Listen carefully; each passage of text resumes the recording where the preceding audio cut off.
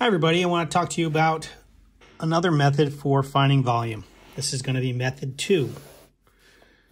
So we're going to write method number 2 here. And this is going to be notes for B. And like we did before, we're going to divide up our paper into 4 quadrants like this. I'm going to make the bottom quadrants a little bit bigger than the top quadrants, just because I'm going to need a little more.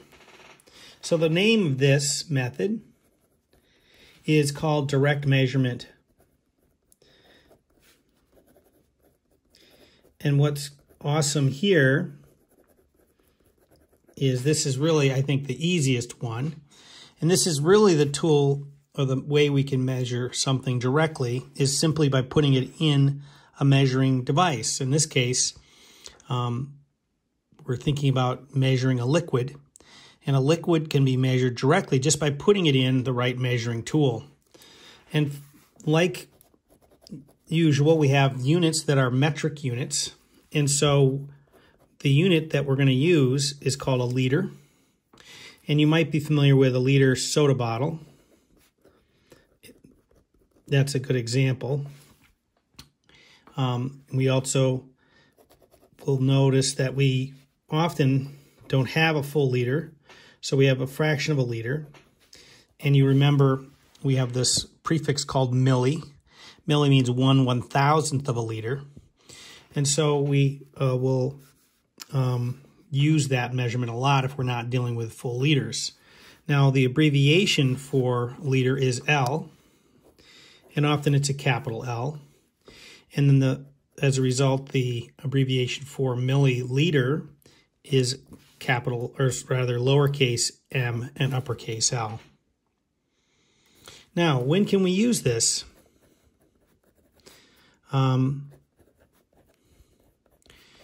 It turns out if we want to find the volume of a liquid, we're going to use this method.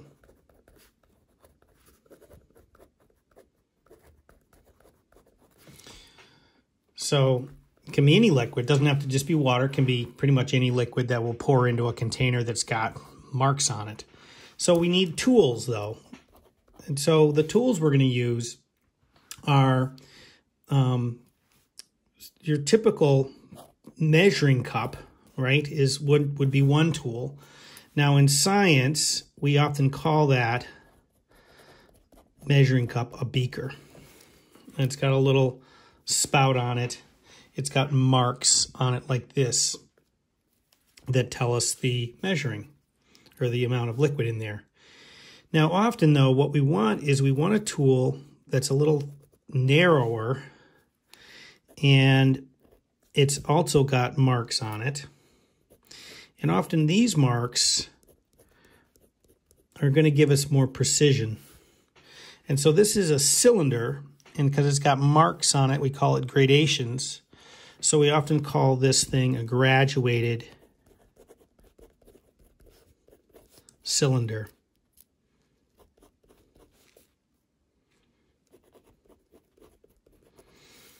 And again, it's basically a measuring cup, but it's a special measuring cup that's long and narrow. So when we put a little bit of volume of water in there, it makes the water level go up, and we can be really precise by how much it goes up.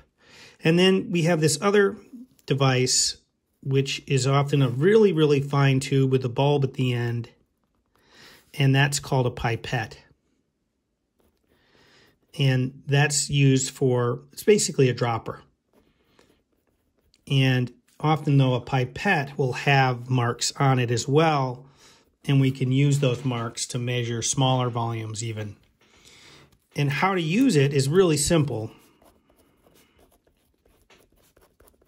All we're going to do is just simply put the liquid in it.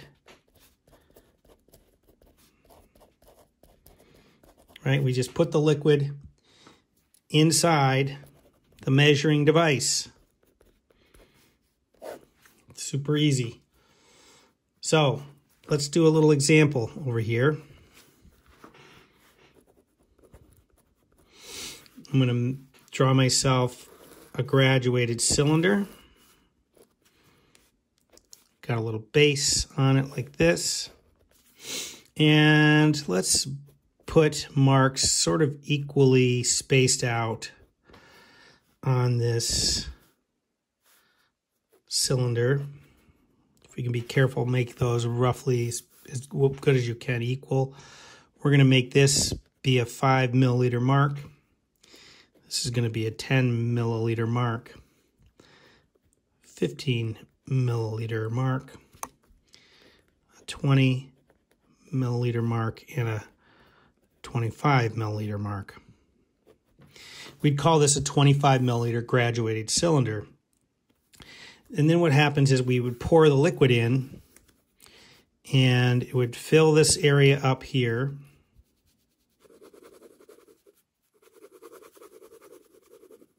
Okay. And then the crazy thing about a graduated cylinder is it makes this little smile at the top, especially with glass ones. And because the water, you'll notice right at as it sticks to the sides, it makes this funny mark. And so the rule is we're always going to measure from the bottom of that mark, not the top of it. So in this case, the volume of the liquid that I put in here is going to be, as you can see, 10 milliliters. Now, the amazing thing about milliliters is that a milliliter, because this is the metric system and they designed this thing to be super easy, 1 milliliter is equal to 1 cubic centimeter. And so the volume of 10 milliliters is also a volume of 10 cubic centimeters. So these units, the milliliter and the cubic centimeter, are equivalent. So we can go back up here, we could add that in. 1 milliliter and 1 cubic centimeter